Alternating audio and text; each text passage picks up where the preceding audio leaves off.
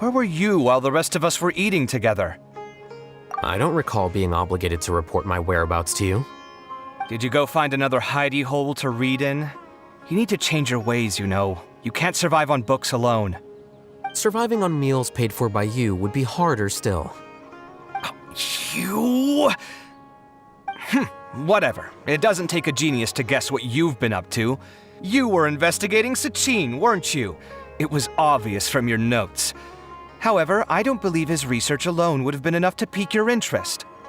His way of doing things is disturbing, while you... Well, to be fair, your philosophy disgusts me too, but you and Sachin are nothing alike.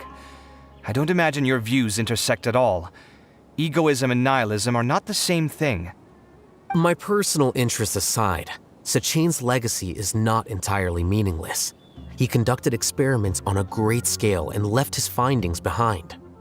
Also, thanks for the compliment, but I'm actually just passing through. I didn't come here for the conversation. Well, not this one at least. What do you mean? What topic of conversation could be more sacred among scholars than the exploration of differing philosophies?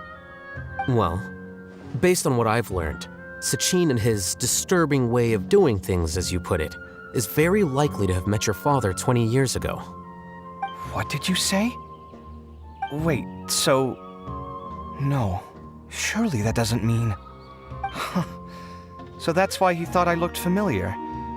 My father must have gone into the desert due to his influence. I'm afraid so.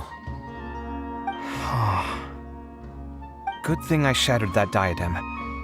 From now on, nothing like that will ever have to happen again. The boundaries of knowledge are ever expanding. Someone else will inevitably pick up the same line of research one day, and Vahumana regards it as a reasonable research direction. Oh, not this again.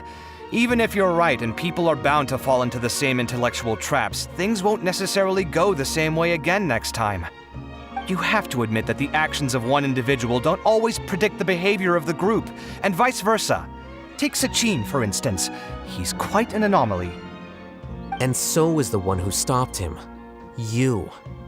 Conflicts of this nature are indeed exceptional, but it will occur again in the future. You said it yourself.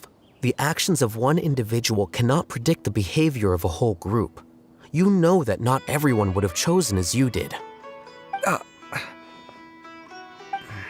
Even so, I stand by my views. You can forget about trying to convince me. That's fine. We've been arguing over this for years, and I don't hold any hope of you understanding. The issue we're debating has long since moved on from who's right and who's wrong. Thanks for letting me know all this. What? I said, thanks for letting me know. Hey, stop acting like you didn't hear me. You're doing this on purpose, aren't you? They say that earnest thanks should be given thrice, so one more time, please.